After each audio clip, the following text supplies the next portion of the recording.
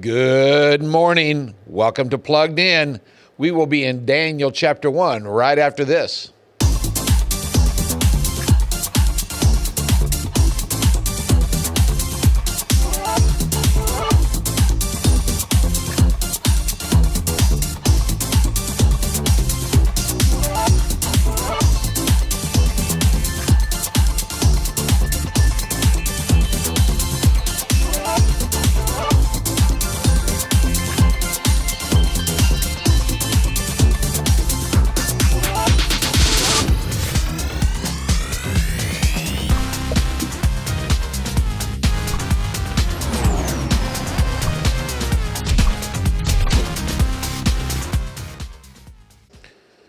Good morning again, and welcome to Plugged In. I love this new intro they have, this catchy music. I'm sitting here behind the scenes dancing, so I have to make sure that I'm, at composure when Pete gives me the nod to say, hey, we're starting. We're glad that you're with us. It's Monday. Kids are back at school, and it is a little bit chillier than I like, but hey, it is still March. So there was this psychologist a few years ago by the name of Ruth Berenda. She and her associates carried out an interesting experiment with some teenagers designed to show how a person handled group pressure. The plan was very simple. They brought groups of 10 adolescents into a room for a test. Now, what they did is for each group of 10, they were instructed to raise their hands when the teacher pointed to the longest line on 3 separate charts. What one person in the group did not know was that 9 of the others in the room had been instructed ahead of time to vote for the second longest line. So regardless of the instructions they heard, once they were all together in the group, the 9 were not to vote for the longest line, but rather for the next longest line. The experiment began with 9 teenagers voting for the wrong line. The stooge in the group typically would glance around, frown in confusion, and then slip his hand up with the group.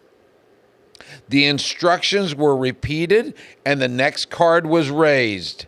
Time after time, the self-conscious teenager would sit there staring at a chart, and he would say that a short line is longer than a long line simply because he lacked the courage to challenge the group. This remarkable test of conformity occurred in about 75% of the cases, and was true of small children and high school students as well. When I was in high school 40 years ago, in our youth group, we had this continual topic of discussion, peer pressure.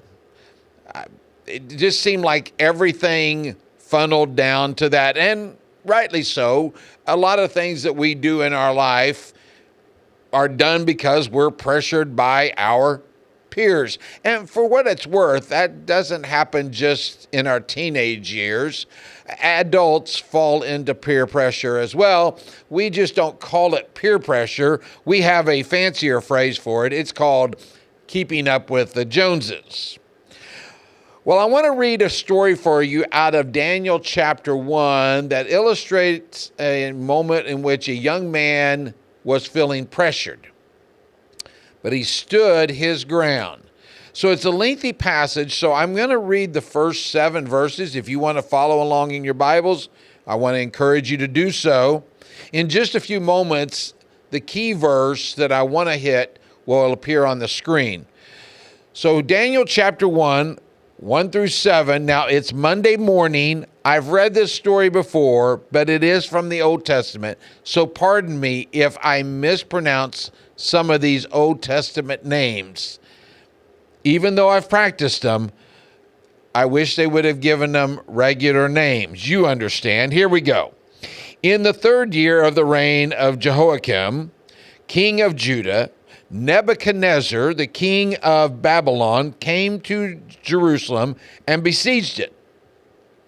And the Lord delivered Jehoiakim, king of Judah, into his hand, along with some of the articles from the temple of God. These he carried off to the temple of his God in Babylonia and put in the treasure house of his God. Then the king ordered Ashpenaz, chief of his court officials, to bring into the king's service some of the Israelites from the royal family and the nobility. He wanted young men without any physical defect, handsome, showing aptitude of every kind of learning, well-informed, quick to understand, and qualified to serve in the king's palace. He was to teach them the language and literature of the Babylonians. The king assigned them a daily amount of food and wine from the king's table. They were to be trained for 3 years, and after that, they were to enter the king's service. Now, among those chosen were some from Judah: Daniel, Hananiah, Mishael, and Azariah. The chief official gave them new names. To Daniel, he gave them the name Belshazzar. To Hananiah, Shadrach. To Mishael, Meshach. And to Azariah, Abednego.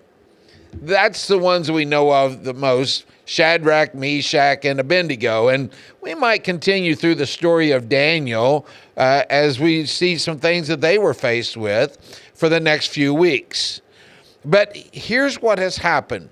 The Israelites have been brought into Babylon, but then what the king has done is he's ordered for the best of the best to be corralled, and they're to be trained in the way the king wants them to be trained.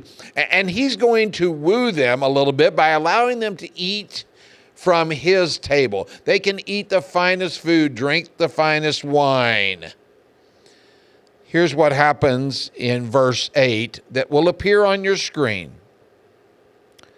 But Daniel resolved not to defile himself with the royal food and wine, and he asked the chief official for permission not to defile himself this way. There's this word resolved there. It's a strong word, and it means to be devoted to principle and be committed to a course of action. When Daniel resolved not to defile himself, he was being true to a lifelong determination to do what was right and not give in to the pressures around him. In other words, when all the other well-capable men, teenage men in his group, were pointing at the second longest line to say it was the longest line, Daniel did not raise his hand. Daniel did not conform to the pattern of that world, but he stood strong for what was in his heart in pleasing God. For this morning and for this week, we want to encourage of you to stand true to what God has given to you. And there'll be pressures that go on in this world, but I want to encourage of you to resolve to be committed and dedicated in standing strong for what God would want of you to do. Thank you again for this week watching Plugged In. We'll be back with you next week. Another story from the book of Daniel. Have a wonderful week.